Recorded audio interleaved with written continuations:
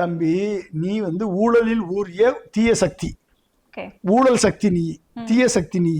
100 ரூபா டிக்கெட்டை 1000 ரூபாய்க்கு வித்தவன் நீ, 100 ரூபா டிக்கெட்டை 2000 ரூபாய்க்கு வித்து ரசிகர்களை ஊழல் பண்ண வச்சவன் நீ. நீ எப்படி நான் ஊழல் சக்தின்னு சொல்ல முடியும்? 41 பேரை கொன்ன தீய சக்தி நீ.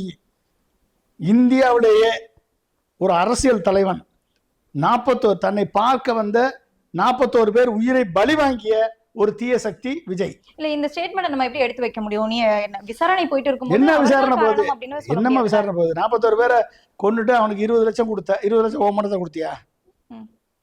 20 லட்சம் கொடுத்தது யாரு? சுரண்டல் லாட்டரி மண்ண ஆதவர்ஜினா பணம். மதுரை மாநாடு நடத்துறது யாரு? சுரண்டல் லாட்டரி மண்ண ஆதவர்ஜினா பணம். விக்ரவாண்டி மாநாடு நடத்துறது யாரு? சுரண்டல் லாட்டரி மண்ண ஆதவர்ஜினா பணம். ஓகே, அப்ப உன் கட்சியை ஒரு 100 கோடி கொண்டாந்து கொடுத்தான்றதுக்காக அவங்கிட்ட அடகு வச்சவன் தான் நீ. ஆதவர்ஜி நாட்டை அடகு வச்சவன் தானே நீ. தலைமை விஜய் அப்படின்னு தானே இருக்கு. அது எப்படி அடகு வச்சதா? தலைமை விஜய் யாருமா சொன்னது? பேசுறதெல்லாம் ஆதவர்ஜினா தான் பேசிட்டு இருக்காரு. ஆதவர்ஜினா தான் பணம் செலவழிச்சிட்டு இருக்காரு. ஆதவர்ஜினா தான் உன்னை தூக்கி சிபிஐல மாட்டி விட்டாரு.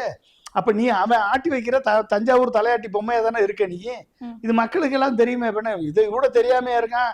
அது கூட தெரியாம இருக்கக்கூடிய ஒரு தற்கொலைகளா உன் ரசிகர்கள் இருக்கலாம். ஆனா அறிவார்ந்த கொஞ்சம் சிந்திக்கக்கூடிய திறன் உள்ள எந்த இளைஞனும் உன்னை ஒரு தலைவனா ஏத்துக்க மாட்டான்.